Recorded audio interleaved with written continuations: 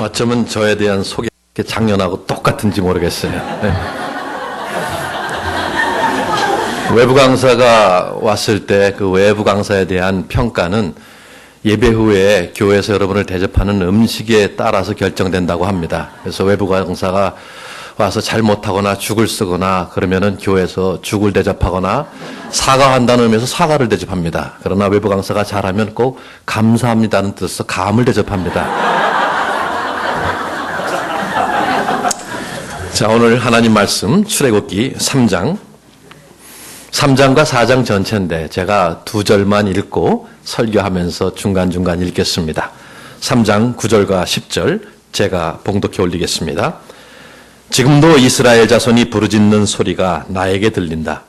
이집트 사람들이 그들을 학대하는 것도 보인다. 이제 나는 너를 바로에게 보내요. 나의 백성 이스라엘 자손을 이집트에서 이끌어내게 하겠다. 아멘. 우리는 인생을 살면서 우리가 내키지 않을 때 또는 우리가 한 행동에 대해서 정당화하고자 할 때 핑계를 댑니다. 어느 초등학교 선생님이 전화를 받았습니다. 선생님이시죠? 저희 아들이 오늘 아파서 학교를 못 나간다고 합니다. 근데 선생님이 목소리를 들으니까 뭔가 이상해요. 그래서 질문했습니다. 전화를 하시는 분은 누구십니까? 그랬더니 네, 우리 아버지입니다. 라고 대답을 했다고 합니다. 어떤 40대 남성이 어느 커피숍에서 만나서는 안 될 젊은 여자를 만나고 있었습니다. 커피를 마시면서 즐기고 있는데 갑자기 그 커피숍에 자기의 아내가 들어왔습니다. 우연의 일치지만 너무너무 당혹스럽습니다. 당황해서 여보 내가 사람 소개할게. 내 처제야 하고 소개를 했습니다. 핑계의 사전적인 의미를 보면은 무엇을 하는 것이 내키지 않아서 이를 피하려고 둘러대는 말 또는 잘못을 하고 둘러대는 변명 또는 어떤 일을 정당화하기 위해서 공연히 내세우는 구실이라고 되어 있습니다. 보통 한국에는 그런 일이 별로 없지만은 외국에 가면은 그 묘지에 가면은 묘비에 글이 많이 써 있습니다. 어떤 묘비에 이렇게 써 있었다고 했습니다. 내가 아프다고 말했잖아.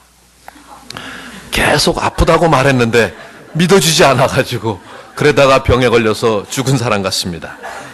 20세기의 독설적인 비평가 버나드 쇼는 그의 묘비에 이렇게 써 있었다고 합니다. 내 인생 우물쭈물하다가 내 이렇게 될 줄 알았다. 해밍웨이는 이렇게 써놨다고 합니다. 일어나지 못해 미안하다.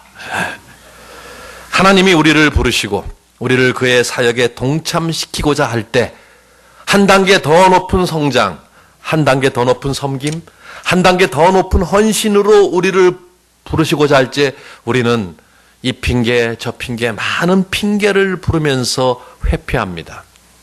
지금으로부터 3,500년 전 하나님께서 모세를 부르십니다. 그리고 모세에게 사명을 주시는데 모세는 내키지 않았습니다.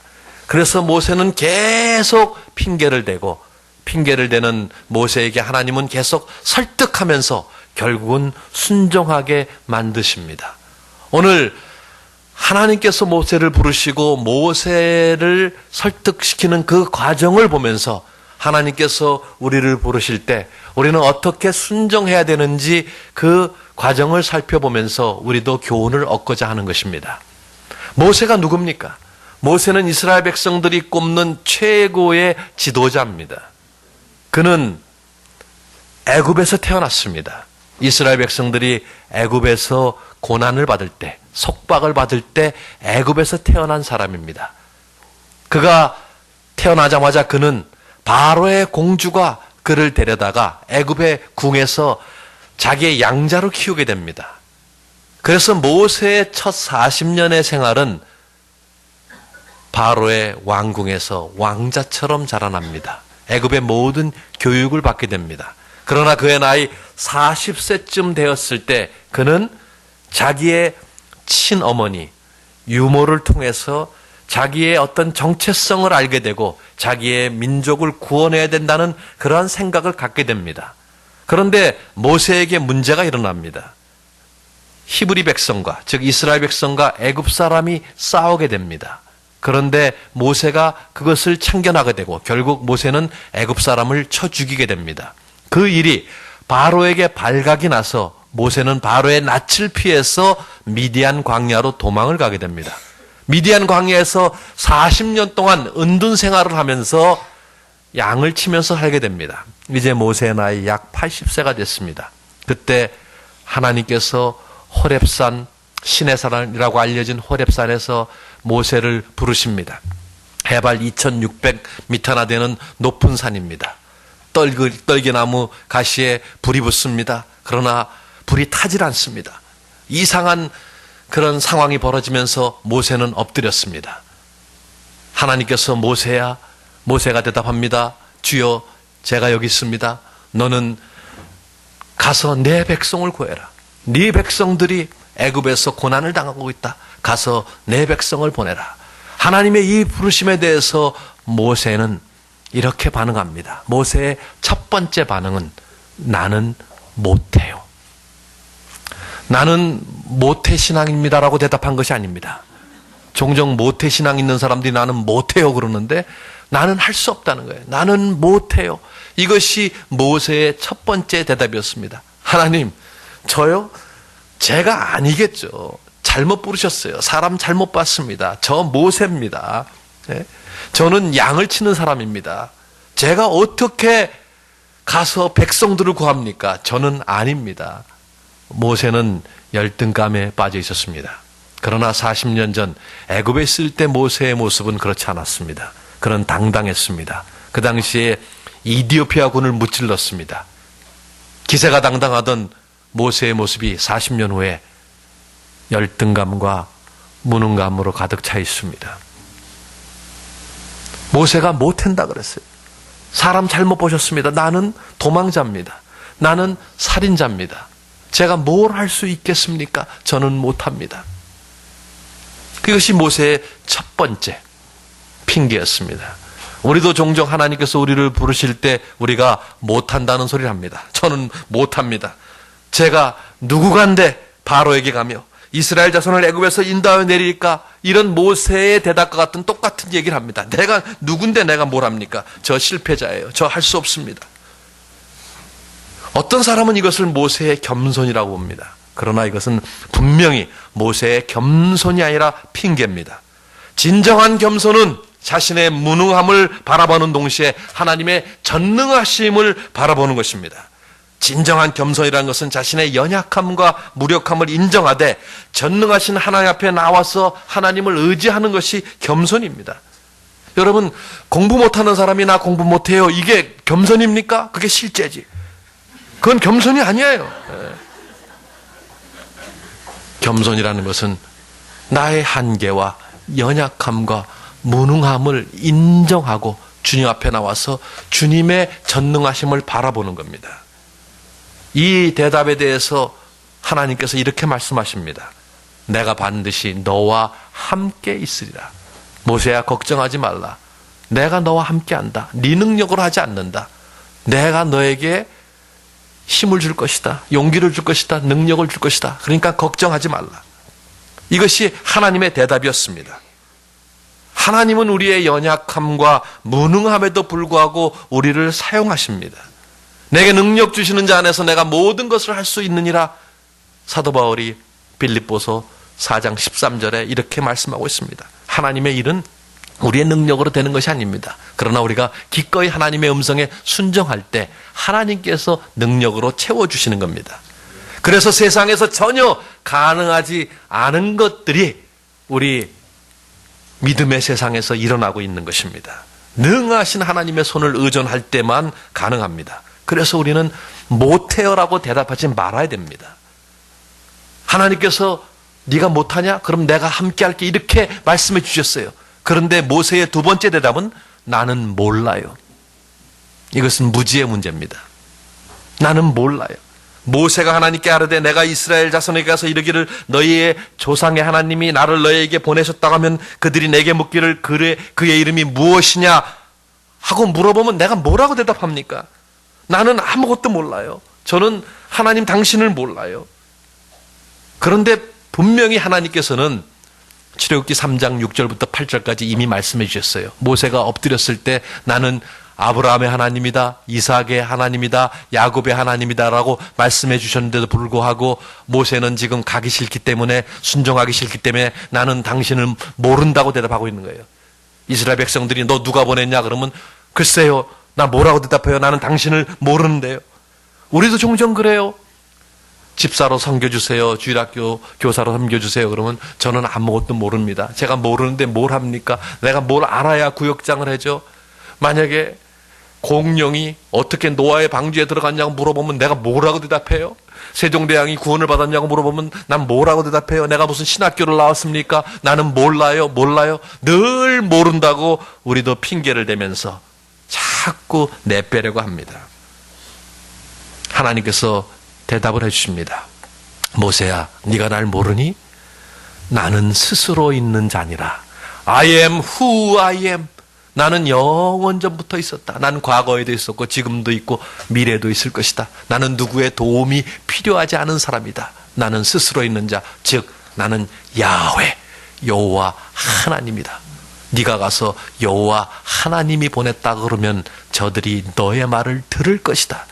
하나님께서 자신의 정체성을 밝혀주십니다. 하나님은 우리의 무지에도 불구하고 우리를 사용하십니다. 영원하고 약속을 지키시는 야훼, 여호와의 이름을 믿기만 하면. 자, 이 정도 해줬으면 모세가 가야 돼요. 근데 모세의 세 번째 반응은 뭐냐면 저를 안 믿을 거예요. 사람들이 저를 안 믿어요. 이것은 신용의 문제입니다. 모세가 대답하여 이르되 그러나 그들이 나를 믿지 아니하며 내 말을 듣지 아니하고 이르기를 여호와께서 내게 나타나지 아니하셨다 하리이다. 4장 1절 말씀입니다. 저는 거절당할 겁니다. 사람들이 저를 믿지 아니할 겁니다. 제 말은 콩으로 메주를 쏘도 안 믿어요. 왜냐하면 저는 신용불량자입니다. 저는 신용이 없어요. 저는 살인자이고 저는 도망자입니다. 저는 그런 전적이 있기 때문에 사람들이 나를 안 믿을 거예요. 여호와께서 분명히 말씀하셨어요. 네가 여호와께서 너를 보내셨다고 하면 저들이 너의 말에 귀를 기울일 것이다 라고 말씀하셨는데도 불구하고 모세는 아니에요. 하나님, 저들은 내 말을 안 들을 거예요. 하나님의 말씀을 지금 전적으로 부인하고 있는 것입니다. 공개적으로 부정하고 있는 거예요. 모세의 핑계는 가정에 의한 것입니다. 만약 그들이 내 말을 안 들으면 어떡할 거예요? 우리는 얼마나 이 가정을 많이 씁니까? 만약에 제가 주일학교 교사하다가 이런 질문을 받으면, 만약에 제가 단기 선교 갔다가 말라리아에 걸리면, 만약에 제가 단기 선교 갔다가 비행기가 추락되면, 만약에 그래서 늘 만약에를 많이 써서 만약이란 괴물이 우리의 목을 조르기도 합니다. 얼마나 만약을 많이 해요. 만약이라는 가상의 시나리오를 써내려갑니다. 그렇죠? 얼마나 만약이란 이야기를 많이 합니까? 모세가 그러고 있어요. 이 늙고 초라한 내 말을 믿지 아니하면 어떡합니까? 그래서 하나님께서 모세에게 확신을 주기 위해서 기적을 보여주십니다. 네 손에 있는 것이 뭐냐? 지팡이입니다. 지팡이를 던지니까 뱀이 돼요. 뱀에 다시 그 지팡이 잡으니까, 그 뱀의 꼬리를 잡으니까 지팡이가 돼요. 근데 모세는 그래도 가기 싫은 거예요. 그러니까 하나님께서 네 손을 가슴에 넣으라 그랬어요. 손을 보니까 나병에 걸렸어요. 너무 놀랬죠. 다시 넣으라 그랬어요. 다시 보니까 다시 온전해졌어요. 두 가지의 기적을 보여줬어요. 그런데 이미 하나님이 아세요. 모세가 그거로 내키지 아니하는 것 알고 있습니다. 모세는 이렇게 변명할 수 있어요. 사람들이 우연의 일치라 그러면 어떡합니까? 눈속임수라 그러면 어떡합니까? 그래서 한 가지를 더 말씀해 주십니다. 이 두 가지를 보여줘도 믿지 아니하면 나일강에서 물을 떠서 부면은 그것이 피가 되리라. 그러면 믿을 것이다. 그러니까 모세에게 하나님은 기적을 통해서 확신을 보여주십니다. 그러면 가야 될 거 아니에요. 또 변명합니다. 주님, 나는 말을 잘 못해요. 나는 말주변이 없어요. 재능의 문제입니다. 재능의 문제. 모세가 여호와께 아뢰되 오 주여, 나는 본래 말을 잘하지 못하는 자니이다. 나는 입이 뻣뻣하고 혀가 둔한 자니이다. 모세가 또 핑계를 대는 거예요. 저는 오랜 세월 동안 양을 쳤기 때문에 제 입을 열면 나오는 말은 매 이런 소리밖에 안 나옵니다. 저는 말을 잘 하지 못합니다. 그래서 이 본문을 근거로 해서 어떤 학자들은 모세가 말 더듬장이었다고 이야기하는 사람도 있습니다. 그래서 하나님께서 모세야 내가 너를 어디로 인도해 줬으면 좋겠니? 모세는 확실하게 한 장소가 있었대요. 그래서 모세가 대답을 하는데 모세가 카카카나 가나안. 원래 모세는 카나다라고 얘기하려고 그러는데 모세가 말을 더듬어서 가나안으로 인도했다는 그런 말도 있어요. 그런데 제가 성경을 연구해 보면은 모세는 말 더듬장이가 아니었습니다. 사도행전에 보면 스데반이 모세에 관한 얘기를 합니다. 사도행전 7장 22절에 모세는 애굽 사람의 학술을 다 배워서 그 말과 행사가 능하였더라.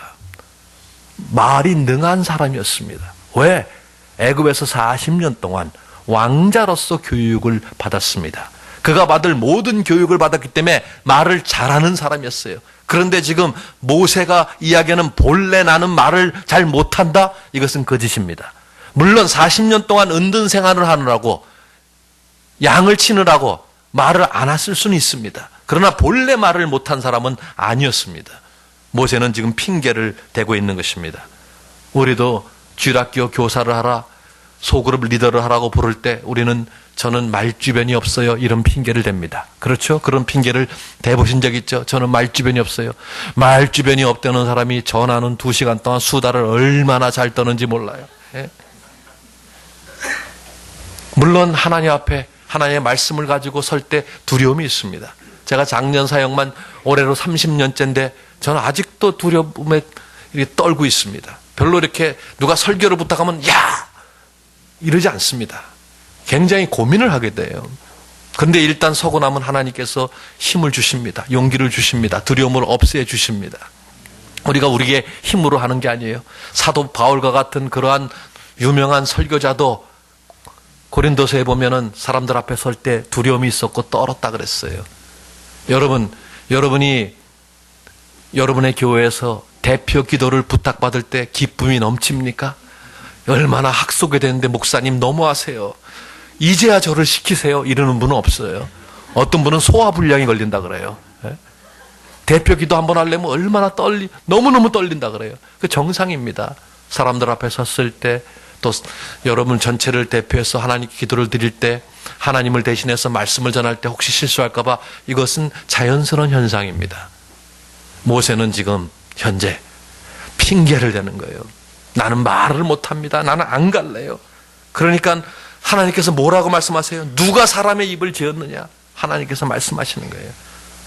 내가 내 입과 함께 있어 네 할 말을 가르치리라. 하나님은 우리의 어떤 장애에도 불구하고 우리를 사용하신다는 거예요. 우리가 아무리 말 못한다 그래도 우리를 사용하신다는 거예요. 저 자신 사람 앞에 서는 건 너무너무 싫어했어요. 목사가 된다는 거 상상조차 하지 않았습니다.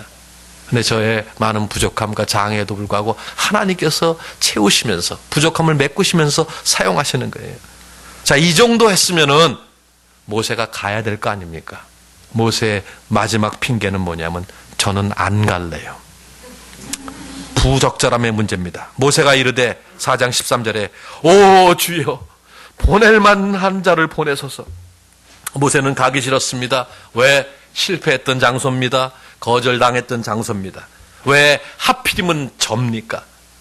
주님, 저 아니죠?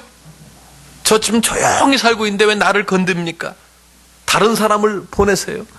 모세는 분명히 하나님께서 모세를 처음 불렀을 때 히네니 히브리 말로 제가 여기 있나이다 그랬어요. 그런데 지금 하나님과 대화를 하고 나서 뭐라 그러냐면 주님 제가 여기 있습니다. 김 집사를 보내셔서. 이게 지금 모세의 대답입니다. 주님 저는 잘 못하는데 제가 잘하는 사람 소개해 줄게요. 박 집사가 참 이 일에 적격입니다. 자기는 지금 빠지겠다는 거예요. 하나님의 대답이 뭡니까? 하나님이 이제서야 화를 내십니다. 모세를 향하여 노하여 이르시되 레위 사람 내 형 아론이 있지 않냐? 그는 말도 잘한다. 내가 그를 너에게 붙여줄게. 그를 네 대변인으로 삼을 테니까 너 가야 된다. 하나님이 강하게 말씀하셨어요. 대변인 아론까지 붙여주겠다는 거예요. 이렇게 말씀하셨는데도 안 가면 큰일 나죠. 저는 이 본문을 읽으면서 모세의 대변인 아론을 생각해 봤습니다. 왜냐하면 저도 오래전에 중학교 1학년 때 대변인 노릇을 한 적이 있습니다. 그 대변인은 뭐냐면 제 짝의 대변인이었습니다. 중학교 1학년 때 제 짝이 심하게 말을 더듬었어요. 그래서 저희 학급 60명 중에 아무도 그 아이의 말을 알아듣지 못했는데 제가 그 아이의 말을 비로소 알아듣고 통역하기까지는 2달이 걸렸습니다. 네. 매일 대화를 하면서 이게 이런 말이구나. 그런던 어느 날 수업 시간에 제 앞에서 큰 함성이 있었습니다. 아야! 하는 소리가 일렀어요. 그런 소리가 났는데 제 짝이 볼펜으로 찔른 거예요. 수업 시간에 그런 소리가 나니까 선생님이 화가 나서 왔습니다. 제 짝에게 물었습니다. 너 얘 왜 볼펜을 찔렀어? 하고 물었더니 평소에도 말을 더듬는 애가 선생님이 그렇게 질문하니까 얼마나 당황했겠어요. 그러니까 이 친구가 대답을 하는데 다시 가다듬고 선생님이 어휴 이제야 통역 좀 해봐. 얘 뭐라 그러니?